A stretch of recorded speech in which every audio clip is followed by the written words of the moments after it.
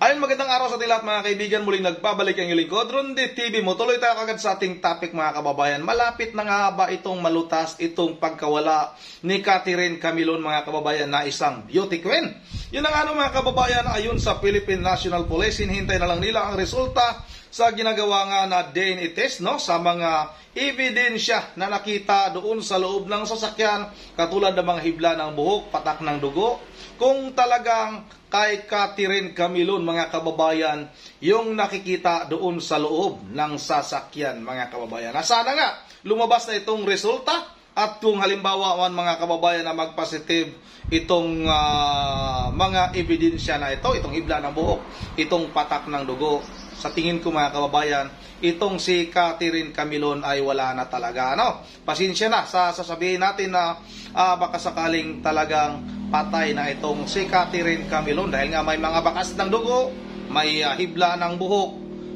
Saan ba nanggagaling yung dugo mga kababayan? Yun ang mga kababayan, samantala yung problema naman doon sa Osamis mga kababayan, doon sa binaril na isang broadcaster na si Juan Humalon mga kababayan, isa sa mga suspect ay arestado na nga mga kababayan. Magandang balita yan kung halimbawa talagang yan yung isa sa mga suspect mga kababayan, yan daw yung lookout mga kababayan, yan daw yung unang na-aresto. Bakit hindi yung gunman mga kababayan? Bakit yung lookout ang unang na-aresto? Hindi natin alam yan mga kababayan.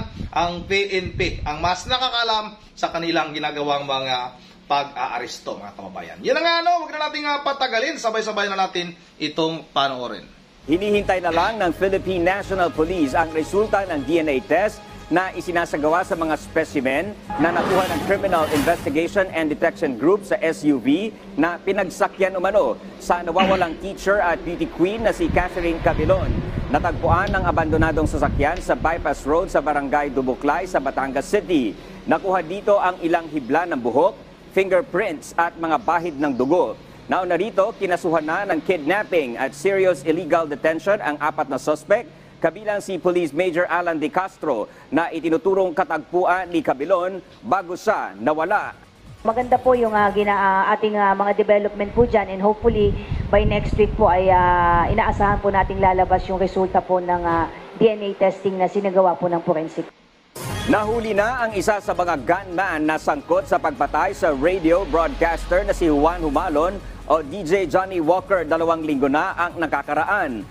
Ayon sa PNP, nahuli ang suspect sa isang buy-bust operation sa Calamba, Misamis Occidental nitong November 14. Siya umano ang nagsilbing lookout ng barilid si Humalon habang naka-live sa programa nito. Napag-alaman na suspect din ang nahuli sa isa pang insidente ng pamamaril nitong Oktubre. Just this week nga po ay yung primary suspect dun sa sinasabi ko pong attempted murder dito kay municipal engineer na siya po ay positively identify. Yung kanyang baril na ginamit ay nagmatch po doon sa baril na ginamit po kay Mr. Johnny Walker. Yun ang mga kababayan, talagang napakatindi nang nangyayari ngayon sa ating bansa. Itong si Catherine Camilon ay hindi pa nga nakita mga kababayan kung ito pa ay buhay. Sana umaasa tayo mga kababayan na hanggang sa ngayon ay buhay pa rin itong si Catherine Camilon. Pero nga mga kaibigan, mayroon kasing nakitang bakas ng dugo. Hindi naman pwedeng kalmot lang yun mga kababayan Kung halimbawa may bakas ng dugo, hibla ng buhok, parang yun yung nagpapakita na yung mga hibla ng buhok parang lumaban or anong nangyari mga kababayan. Hindi natin masyadong alam. Sana nga itong nangyayari kay Catherine Camilon mga kababayan ay mabigyan ng tamang hustisya. At itong si Major Alan De Castro, sana nga ay kung siya man yung may kagagawan sa pagkawala ni Catherine Camilon, aminin niya na wala na siyang lusot dito mga kababayan, dahil nga pag nakita o lumabas na yung DNA testing mga kababayan, yung resulta nun mga kababayan, talagang madidiin at madidiin pa rin itong pulis na ito mga kababayan. At yun nga isa pang magandang nangyari, dahil nahuli na rin daw yung bumaril o isa sa mga gunman sa pagkamatay ni Juan Humalo na isang broadcaster dyan sa Osamis. Sana rin mahuli na rin yung mismong bumaril. Hindi lang yung lookout, mas importante siguro na mahuli mga kababayan yung talagang bumaril Bakit ba yun nga, ang tanong ko, bakit yung lookout, hindi yung gunman, yung talagang mismong bumaril, ang unang naaresto? Kasi nga, mayroong CCTV, nakikita doon sa video na wala namang takip yung mukha, nakasombrero lang mga kababayan. Ay may nilabas na rin sila na yung composite skits mga kababayan, na yun na nga yung kasama sa bumaril kay Juan Humalon. Yun na nga, dito na lang muna, sunod-sunod na nga ang nangyaring patayan sa ating bansa. President Bongbong Marcos, kumilos naman po, parang wala na, parang mahina tayo sa mga ganitong pangyayari. Medyo tigasan nyo naman, para naman yung ating mga kababayan ay talagang takot na. Tayo nga mga kababayan, sabi ng iba nating mga viewers, yung mga nagko-komento, mag-ingat kayo palagi. Kayo rin mag-ingat kayo palagi dahil hindi natin alam, nandito lang sa ating paligid yung mga masasamang elemento ng mga tao ng demonyo.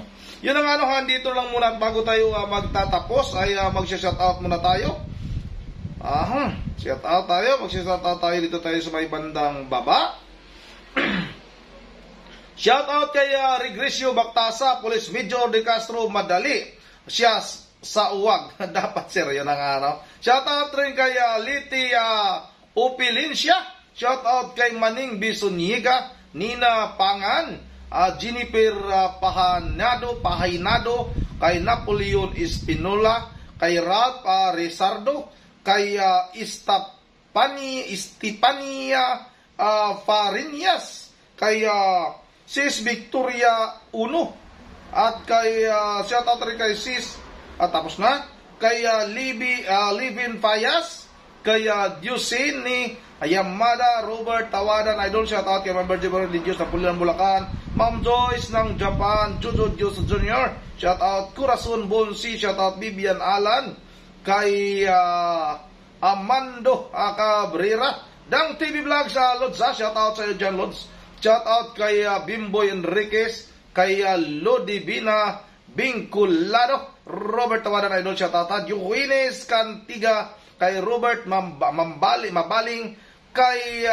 Oliva Bitonio, kay Weldon Rica Plaza, kay Dorothy Tigbaw, Dexter TV, shoutout idol, Randy, kay Bonnie Bauda, at kay Lister Florita, John Amorganda, kay Luciana, shoutout Chando Limson, kay Eduardo Pulido, shoutout Ramel Velasco, kay Ive, idol, shoutout kay Rob Sisi, Ive Franklin, kay Franklin Sabden, Romeo Insorio, Divine Grace, kay Jerry Casim, Florante Buller, kay Disa Borby, Benji Gonzalez, Desiree, kay Rolando Infelio, Giselle Bantoto, kay Lods Rosalim Malet, Norma Diso, Ilordi Escura, Yumidis Alas, kay EJ Reyes, Catherine si idol, shoutout